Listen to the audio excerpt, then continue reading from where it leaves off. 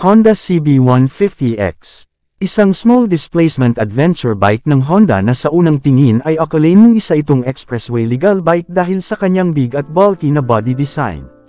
Sporty at aggressive edges. At ready na sa kahit anong sitwasyon ng kalsada dahil sa kanyang dual sport na identity. Ano-ano pa nga ba ang mga specs, price, at features ng motorsiklong ito? Halina at ating alamin.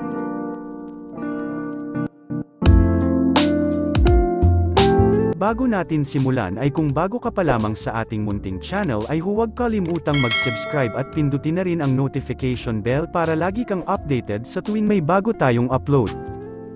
Ang Honda CB150X ay may 4-stroke, 4-valve, 149cc, single-cylinder, double overhead cam, liquid-cooled, fuel-injected engine, na kayang magbigay ng maximum horsepower of 11.5 kW at 9,000 RPM, at maximum torque of 13.8 Nm at 7,500 RPM.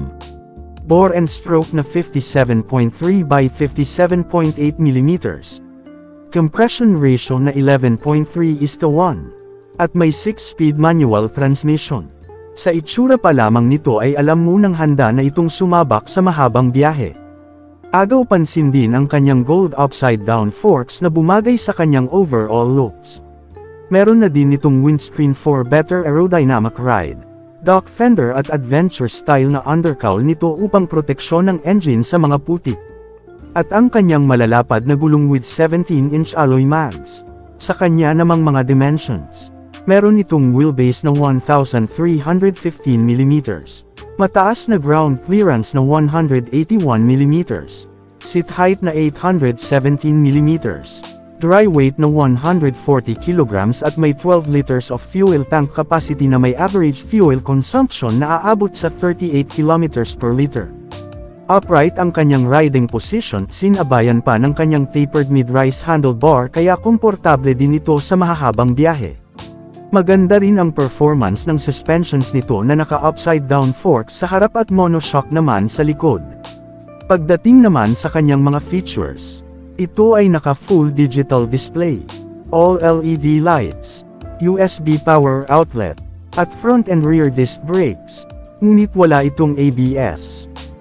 Pagdating sa kanyang presyo, as of this video, ito ay nagkakahalaga ngayon ng 173,900 pesos. Things to improve naman sa motorsiklong ito. Para sa akin, una ay ang pagkakaroon ng ABS. Para mas safe ang mga sudden brakes, at mas okay kung meron itong version na naka-rims with dual sports tire. Upang lalong gumanda ang tindig at lumabas ang kanyang pagka-adventure bike DNA. Ngunit opinyon ko lamang ang mga ito. Ikaw, ano ang opinyon mo sa motorsiklong ito? Mag-comment na sa ibaba at ganun din kung may requests at suggestions ka upang lalo nating ma-improve ang mga videos na aming ihahain para sa inyo. Maraming salamat po sa panunood at hanggang sa susunod na motorcycle topic na ating pag-uusapan.